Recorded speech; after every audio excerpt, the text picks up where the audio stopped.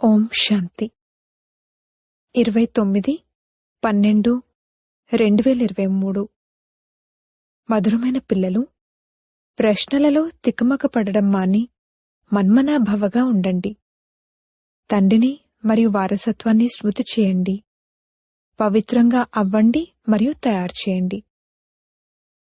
ప్రశ్న: పిల్లలైన మీ చేత శివ్ బాబా తమ పూజను చేయించుకోలేరు, ఎందుకు?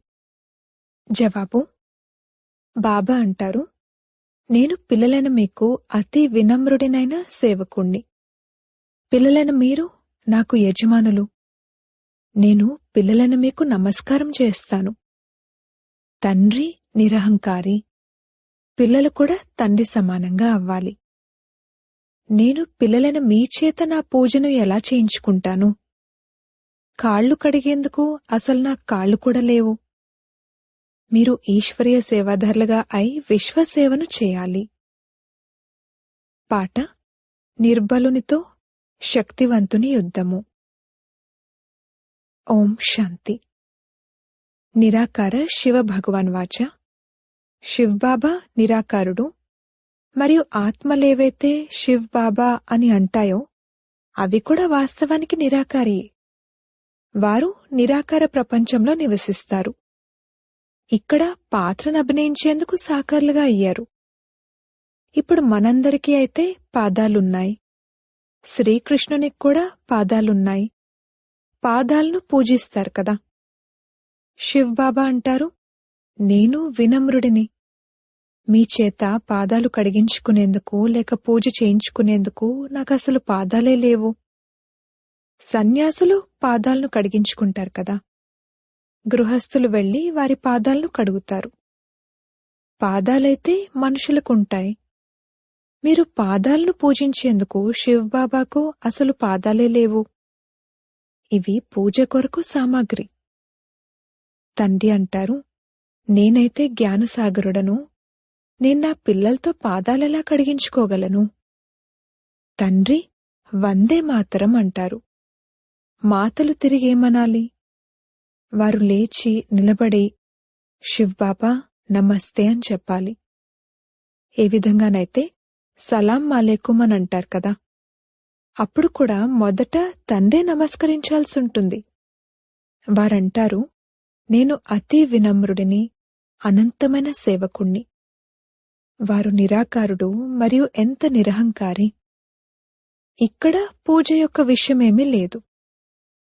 అతి ప్రియమైన పిల్లలు ఎవరైతే ఆస్తికి వారసులుగా అవుతారో వారి చేత పూజలలా చేయించుకుంటాను.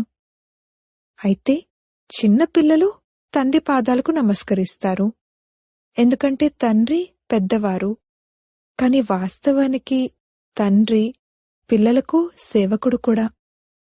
పిల్లలను మాయ ఎంత విసిగిస్తుందో వారికి తెలుసు. ఇది చాలా కఠినమైన పాత్ర. ఎంతో అపారమైన దుఃఖాలు ఇప్పుడింకా రానున్నాయి. ఇవన్నీ అనంతమైన విషయాలు. అందుకే అనంతమైన తండ్రి వస్తారు. తండ్రి అంటారు, దాతను నేనొక్కడినే. ఇతరులెవ్వరినీ దాత అని అనలేరు. అందరూ తండ్రి నుండే కోరుకుంటారు. సాధువులు కూడా ముక్తిని కోరుకుంటారు. భారత్లోని గృహస్థులు భగవంతుణ్ణి జీవన్ముక్తి కోరుకుంటారు. కావున దాత ఒక్కరే. సర్వుల సద్గతిదాత ఒక్కరే అన్న గాయనం కూడా ఉంది. సాధువులు తాము స్వయమే సాధన చేస్తున్నప్పుడు ఇక ఇతరులకు గతి సద్గతులను ఎలా ఇవ్వగలరు? ముక్తిధామం మరియు జీవన్ముక్తిధామం ఈ రెండింటికి ప్రొప్రైటర్ ఒక్క తండ్రే. వారు తమ సమయానికొస్తారు, ఒక్కసారే వస్తారు. మిగిలిన వారంతా జనన మరణాల్లోకి వస్తూ ఉంటారు. వీరు మాత్రం ఎప్పుడైతే రావణరాజ్యం అంతమయ్యేదుంటుందో అప్పుడు ఒక్కసారి మాత్రమే వస్తారు. అంతకన్నా ముందు వారు రాలేరు. డ్రామాలో పాత్రే లేదు. తండ్రి అంటారు, మీరు నా ద్వారా ఇప్పుడు నన్ను గుర్తించారు. ఇది మనుషులకు తెలీదు. కావున వారు సర్వ్యాపి అనేశారు. ఇప్పుడిది రావణరాజ్యం. భారతవాసులే రావణుణ్ణి కాలుస్తూ ఉంటారు. కావున రావణ రాజ్యము భారత్లోనే ఉందని, అలాగే రామరాజ్యం కూడా భారత్లోనే ఉందని నిరూపించబడుతుంది. ఇప్పుడు ఇది ఏ విధంగా రావణ రాజ్యమని రామరాజ్యాన్ని స్థాపన చేసేవారే అర్థం చేయిస్తారు. ఈ విషయాలను ఎవరు అర్థం చేయిస్తారు? నిరాకార శివ భగవాన్ వాచ. ఆత్మను శివుడు అనరు. ఆత్మలన్నీ సాలిగ్రామాలు. శివుడు అని ఒక్కర్నే అంటారు. సాలిగ్రామాలైతే అనేకం ఉంటాయి. ఇది రుద్రజ్ఞాన యజ్ఞం. ఆ బ్రాహ్మణులు ఏ యజ్ఞాలనైతే రచిస్తారో అందులో ఒక పెద్ద శివలింగాన్ని మరియు చిన్న చిన్న సాలిగ్రామాలను తయారు చేసి పూజిస్తారు. దేవీలు మొదలైన వారి పూజలైతే ప్రతి సంవత్సరం జరుగుతాయి. ఇక్కడైతే రోజూ మట్టితో తయారు చేస్తారు మరియు పూజ చేస్తారు. రుద్రుని పట్ల ఎంతో గౌరవం ఉంటుంది. సాలిగ్రామాలెవరు అనేది వారికి తెలియదు. శివశక్తి సైన్యమైన మీరు పతితులను పావనంగా తయారు చేస్తారు. శివునికైతే పూజ జరుగుతుంది. సాలిగ్రామాలెక్కడికి వెళ్ళాలి? అందుకే చాలామంది మనుషులు రుద్రయజ్ఞాన్ని రచించి సాలిగ్రామాలకు పూజ చేస్తారు. శివ్బాబాతో పాటు పిల్లలు కూడా కష్టపడ్డారు. శివ్బాబాకు సహాయకులుగా ఉన్నారు. వారిని ఈశ్వర్య సేవాదారులు అంటారు. స్వయం నిరాకారుడు కూడా తప్పకుండా ఏదో ఒక శరీరంలోకి వస్తారు కదా. స్వర్గంలోనైతే సేవ చేసే అవసరమే ఉండదు. శివ్బాబా అంటారు, చూడండి, వీరు నా సేవాధారి పిల్లలు. నంబరువారుగా అయితే ఉన్నారు కదా, అందరి పూజ అయితే చేయలేరు. ఈ యజ్ఞాలు కూడా భారత్లోనే జరుగుతాయి. ఈ రహస్యాన్ని తండ్రి అర్థం చేయిస్తారు. ఆ బ్రాహ్మణులకు లేక షావుకార్లకు ఈ విషయాలు తెలియవు. వాస్తవానికి ఇది రుద్రజ్ఞాన యజ్ఞం. పిల్లలు పవిత్రంగా అయి భారత్ను స్వర్గంగా తయారు చేస్తారు. ఇది పెద్ద హాస్పిటల్. ఇక్కడ యోగం ద్వారా మనం సదా ఆరోగ్యవంతులుగా అవుతాము. తండ్రి అంటారు, నన్ను స్మృతి చేయండి. దేహ అహంకారం మొదటి నంబర్ వికారం. అది యోగాన్ని తెంచేస్తుంది. దేహాభిమానులుగా అవుతారు. తండ్రిని మర్చిపోతారు. అప్పుడిక మిగిలిన వికారాలన్నీ వచ్చేస్తాయి. ఈ యోగాన్ని నిరంతరం జోడించడం చాలా కష్టం. మనుషులు శ్రీకృష్ణుణ్ణి భగవంతునిగా భావించి అతనికి పూజ చేస్తారు. కాని వారి పాదాలను పూజించేందుకు వారు పతితపావనుడేమీ కాదు. శివునికైతే పాదాలే లేవు. వారొచ్చి మాతలకు సేవకునిగా అవుతారు. మరియు ఇలా అంటారు, తండ్రిని మరియు స్వర్గాన్ని స్మృతి చేసినట్లయితే మీరు 21 జన్మలు రాజ్యం చేస్తారు. 21 తరాలు మహిమ చేయబడ్డాయి. ఇతర ధర్మాలలో ఇవి మహిమ చేయబడవు. ఏ ధర్మం వారికి 21 జన్మల స్వర్గరాజ్యాధికారం లభించదు. ఇది కూడా డ్రామాలో నిశ్చితమై ఉంది. దేవతా ధర్మం వారు ఎవరైతే ఇతర ధర్మాల్లో కలిసిపోయారో వారు మళ్లీ తిరిగొస్తారు. స్వర్గ సుఖాలైతే అపారమైనవి. కొత్త ప్రపంచం, కొత్త ఇంట్లో చాలా సుఖం ఉంటుంది. కాస్త పాతదిగా అవ్వడంతో ఏవో కొన్ని మరకలంటుకుంటాయి. కావున మళ్లీ రిపేర్ చేయడం జరుగుతుంది. ఈ విధంగా తండ్రి మహిమ అపారమైనదో అదేవిధంగా స్వర్గం మహిమ కూడా అపారమైనది. దానికి యజమానులుగా అయ్యేందుకు మీరు పురుషార్థం చేస్తున్నారు. ఇంకెవ్వరూ స్వర్గాధిపతులుగా తయారు చేయలేరు. వినాశన దృశ్యాలు చాలా బాధాకరమైనవని పిల్లలైన మీకు తెలుసు. అంతకన్నా ముందే తండ్రి నుండి వారసత్వాన్ని తీసుకోవాలి. తండ్రి అంటారు, ఇప్పుడు నాకు చెందినవారిగా అవ్వండి, అనగా ఈశ్వర్య వడిని తీసుకోండి. శివ్బాబా గొప్పవారు కదా, అందుకే మీకు ప్రాప్తి ఎంతగానో ఉంది. స్వర్గ సుఖాలు అపారమైనవి. పేరు వినడంతోనే నోటిలో నీళ్లూరుతాయి. ఫలానా వారు స్వర్గస్థులయ్యారు అని అంటారు కూడా. స్వర్గం ప్రియమనిపిస్తుంది కదా. ఇది ఉన్నదే నరకం. ఎప్పటి వరకైతే సత్యుగం రాదో అప్పటి వరకు స్వర్గంలోకి ఎవ్వరూ వెళ్లలేరు. తండ్రి అర్థం చేయిస్తారు, ఈ జగదంబ వెళ్లి స్వర్గ మహారాణి అయిన లక్ష్మిగా అవుతారు. అప్పుడు పిల్లలు కూడా నంబర్ వారుగా అవుతారు. మమ్మా బాబా ఎక్కువ పురుషార్థం చేస్తారు. రాజ్యమైతే అక్కడ పిల్లలు కూడా చేస్తారు కదా, కేవలం లక్ష్మీనారాయణలే చెయ్యరు. కావున తండ్రి వచ్చి మనుషుల నుండి దేవతలుగా తయారు చేస్తారు, చదివిస్తారు. ఒకవేళ శ్రీకృష్ణుడే అలా తయారు చేస్తే మరి శ్రీకృష్ణుణ్ణి ద్వాపరంలోకి తీసుకువెళ్లిపోయారు. ద్వాపరంలో దేవతలు ఉండనే ఉండరు. మేము స్వర్గంలోకి వెళ్లేందుకు మార్గాన్ని తెలియజేస్తాము అని సన్యాసులు చెప్పలేరు. దానికోసమైతే భగవంతుడే కావాలి. ముక్తి జీవన్ముక్తుల ద్వారాలు కలియుగ అంతిమంలో తెరుచుకుంటాయంటారు. ఇది రుద్ర జ్ఞాన యజ్ఞం. నేను శివుణ్ణి, రుద్రుణ్ణి, మరియు వీరు శాలిగ్రామాలు. వీరంతా శరీరధారులు. నేను శరీరాన్ని అద్దెకు తీసుకున్నాను. వీరంతా బ్రాహ్మణులు. బ్రాహ్మణులలో తప్ప ఈ జ్ఞానం ఇంకెవ్వరిలోనూ ఉండదు. ఇది శూద్రుల్లో కూడా ఉండదు. సత్యుగంలో దేవీదేవతలు పారసుబుద్ధి కలవారిగా ఉంటారు. ఆ విధంగా తండ్రి ఇప్పుడు తయారు చేస్తారు. సన్యాసులెవరినీ పారసుబుద్ధి కలవారిగా తయారు చేయలేరు. వారు స్వయం పవిత్రంగా ఉన్నప్పటికీ రోగగ్రస్తులుగా అవుతారు. స్వర్గంలో ఎప్పుడూ అలా రోగగ్రస్తులుగా అవ్వరు. అక్కడైతే అపారమైన సుఖం ఉంటుంది. అందుకే తండ్రి అంటారు, ఇప్పుడు పూర్తిగా పురుషార్థం చేయండి. రేస్ జరుగుతుంది కదా, ఇది రుద్రమాలలో స్మరింపబడేందుకు రేస్. ఆత్మలమైన మనం యోగం యొక్క పరుగు తీయాలి. ఎంతగా యోగాన్ని జోడిస్తారో అంతగా వీరు చురుగ్గా పరిగెడుతున్నారు అని అర్థం చేసుకుంటారు. వారి వికర్మలు వినాశనమవుతూ ఉంటాయి. మీరు లేస్తూ, కూర్చుంటూ, నడుస్తూ, తిరుగుతూ యాత్రలో ఉన్నారు. ఇది బుద్ధి యోగపు మంచి యాత్ర. మీరంటారు, ఇటువంటి స్వర్గం యొక్క అపారమైన సుఖాలను పొందేందుకు మేం పవిత్రంగా ఎందుకుండము? మాయ మమ్మల్ని కదిలించలేదు. ప్రతిజ్ఞ చేయాల్సి ఉంటుంది. ఇది అంతిమ జన్మ. అందరూ మరణించాల్సిందే. మరి తండ్రి నుండి వారసత్వాన్ని ఎందుకు తీసుకోకూడదు? బాబా పిల్లలు ఎంతమంది ఉన్నారు? వారు ప్రజాపిత. కావున తప్పకుండా కొత్త రచనను రచిస్తారు. కొత్త రచన బ్రాహ్మణులది. బ్రాహ్మణులు ఆత్మిక సమాజ సేవకులు. దేవతలైతే ప్రారబ్ధాన్ని అనుభవిస్తారు.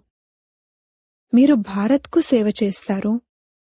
అందుకే మీరు స్వర్గానికి యజమానులుగా అవుతారు. భారత్ యొక్క సేవను చేయడంలో అందరి సేవ జరుగుతుంది.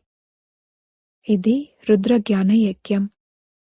రుద్రుడు అని శివుణ్ణంటారు, అంతేకాని శ్రీకృష్ణుని కాదు. శ్రీకృష్ణుడు సత్యుగ రాకుమారుడు. అక్కడ ఈ యజ్ఞాలు మొదలైనవి ఉండవు. ఇప్పుడిది రావణరాజ్యం. ఇది అంతమవ్వనున్నది. ఆ తర్వాత ఇంకెప్పుడూ రావణుణ్ణి తయారు చేయరు. తండ్రే వచ్చి ఈ సంకెళ్ల నుండి విడిపిస్తారు. ఈ బ్రహ్మను కూడా సంకెళ్ల నుండి విడిపించారు కదా. శాస్త్రాలను చదువుతూ చదువుతూ ఎలాంటి పరిస్థితి ఏర్పడింది? కావున తండ్రి అంటారు, ఇప్పుడు నన్ను స్మృతి చేయండి. తండ్రిని స్మృతి చేసేందుకు ధైర్యం లేదు. పవిత్రంగా ఉండరు. వ్యర్థమైన ప్రశ్నలను అడుగుతూ ఉంటారు. తండ్రి అంటారు, మన్మనాభవ. ఒకవేళ ఏ విషయంలోనైనా తికమక పడితే దాన్ని వదిలేయండి. మన్మనాభవ అయి ఉండండి. అంతేకాని ప్రశ్నలకు జవాబు లభించకపోతే ఇక చదువునే వదిలేయడం కాదు. వారు భగవంతుడు అన్నప్పుడు మరి రెస్పాన్స్ ఎందుకివ్వరు అని అడుగుతారు. దానికి తండ్రి అంటారు, మీ పని తండ్రి మరియు వారసత్వంతో కదా. చక్రాన్ని కూడా స్మృతి చేయాల్సి ఉంటుంది. వారు కూడా త్రిమూర్తిని మరియు చక్రాన్ని చూపిస్తారు. సత్యమేవ జయతే అని రాస్తారు. కాని దాని అర్థాన్ని అర్థం చేసుకోరు. మీరు ఇలా అర్థం చేయించొచ్చు. శివబాబాను స్మృతి చేసినట్లయితే సూక్ష్మవతన వాసులైన బ్రహ్మ, విష్ణు, శంకర్లు కూడా గుర్తుకొస్తారు. మరియు స్వదర్శన్ చక్రాన్ని స్మృతి చేసినట్లయితే విజయవంతులుగా అవుతారు. జయతే అనగా మాయపై విజయాన్ని పొందడం. ఇది ఎంతగా అర్థం చేసుకోవాల్సిన విషయం. ఇక్కడ నియమం ఏమిటంటే, హంసల సభలో కొంగలు కూర్చోకూడదు. బీకేలు ఎవరైతే స్వర్గపు దేవతలుగా తయారు చేస్తారో వారిపై ఎంతో బాధ్యత ఉంది. మొదట ఎవరైనా వచ్చినప్పుడు వారిని ఎప్పుడూ ఇలా అడగండి, మీకు ఆత్మ యొక్క తండ్రి గురించి తెలుసా? ఎవరైతే ప్రశ్నలు అడుగుతారో వారికి తప్పకుండా జవాబు తెలిసే ఉంటుంది. సన్యాసులు మొదలైన వారెప్పుడూ ఈ విధంగా అడగరు. వారికి తెలియనే తెలీదు. మీకు అనంతమైన తండ్రి గురించి తెలుసా అని మీరు ప్రశ్న అడుగుతారు. మొదటైతే నిశ్చితార్థం చేయండి, బ్రాహ్మణుల వ్యాపారమే ఇది. తండ్రి అంటారు, ఓ ఆత్మల్లారా, నాతో యోగాన్ని జోడించండి, ఎందుకంటే ఇప్పుడు నా వద్దకు రావాలి. సత్యుగి దేవీదేవతలు చాలా కాలం నుండి వేరుగా ఉన్నారు కావున జ్ఞానం కూడా మొట్టమొదట వారికే లభిస్తుంది. లక్ష్మీనారాయణలు కూడా 84 జన్మలు పూర్తి చేశారు కావున మొట్టమొదట వారికే జ్ఞానం లభించాలి. మనుష్య సృష్టి వృక్షానికి తండ్రి బ్రహ్మ మరియు ఆత్మలకు తండ్రి శివుడు. కావున వీరు బాప్ మరియు దాదా కదా. మీరు వారి మనమలు. వారి ద్వారా మీకు జ్ఞానం లభిస్తుంది. తండ్రి అంటారు, నేనెప్పుడైతే నరకంలోకి వస్తానో అప్పుడే స్వర్గాన్ని రచిస్తాను. శివ భగవానువాచ, లక్ష్మీనారాయణలు త్రికాలదర్శులు కారు. వారికి ఈ రచయిత రచనల జ్ఞానమే లేదు. మరి ఇది పరంపరగా ఎలా కొనసాగగలదు? కొంతమంది ఏమనుకుంటారంటే, వీరైతే మృత్యు వచ్చేస్తుంది అని కేవలం అంటూ ఉంటారు కాని నిజానికలా ఏమీ జరగదు. దీనిపై ఒక కథ కూడా ఉంది కదా. అతను పులొచ్చింది అని అంటాడు కాని అప్పుడు పులి రాలేదు. చివరికి ఒకరోజు పులి వచ్చేసింది, మేకలన్నింటినీ తినేసింది. ఈ విషయాలన్నీ ఇక్కడివే. ఒకరోజు మృత్యు కబళించేస్తుంది. అప్పుడేం చేస్తారు? భగవంతుని ఈ యజ్ఞం ఎంత గొప్పది! పరమాత్మ తప్ప ఇంత పెద్ద యజ్ఞాన్ని ఇంకెవ్వరూ రచించలేరు. బ్రహ్మ వంశీయులైన బ్రాహ్మణులుగా పిలువబడుతూ పవిత్రంగా అవ్వకపోతే మరణిస్తారు. శివ్బాబాతో ప్రతిజ్ఞ చేయవలసి ఉంటుంది. మధురమైన బాబా, స్వర్గాధిపతులుగా తయారుచేసే బాబా, నేనైతే మీవాడిని, అంతిమం వరకు మీవాడిగానే ఉంటాను. ఇటువంటి తండ్రిని లేక ప్రియుణ్ణి వదిలేస్తే మహారాజు మహారాణులుగా అవ్వలేరు. అచ్చా, మధురాతి మధురమైన సిక్కిలదే పిల్లలకు మాతా పితా బాప్దాదాల ప్రియస్మృతులు మరియు గుడ్ మార్నింగ్. ఆత్మిక పిల్లలకు ఆత్మిక తండ్రి నమస్తే. ధారణ కొరకు ముఖ్య సారము. మొదటి పాయింట్, సత్యమైన ఈశ్వరీయ సేవాదారులుగా అయి భారత్ను స్వర్గంగా తయారు చేయడంలో బాబాకు పవిత్రతా సహాయాన్ని చేయాలి. ఆత్మిక సమాజ సేవకులుగా అవ్వాలి. రెండవ పాయింట్, ఏ విధమైన ప్రశ్నల్లోనూ తికమకపడి చదువును వదిలేకూడదు. ప్రశ్నలను వదిలి బాబాను మరియు వారసత్వాన్ని స్మృతి చేయాలి. వరదానము, హద్దుల నుండి అతీతంగా ఉంటూ అందరికీ తమవారు అన్న అనుభూతిని కలిగించే అనుభవీ మూర్తుభవ. ఏ విధంగా ప్రతి ఒక్కరి మనసు నుండి నా బాబా అని వెలువడుతుందో అలాగే అందరి మనసు నుండి వీరు నావారు, వీరు అనంతమైన సోదరుడు లేక సోదరి, దీదీ లేక దాది అని వెలువడాలి. మీరెక్కడున్నా కాని అనంతమైన సేవకు నిమిత్తులు. హద్దుల నుండి అతీతంగా ఉంటూ అనంతమైన భావన, అనంతమైన శ్రేష్టకామన ఉంచడమే బాబాను ఫాలో చేయడం. ఇప్పుడు దీన్ని ప్రాక్టికల్గా అనుభవం చేయండి మరియు చేయించండి.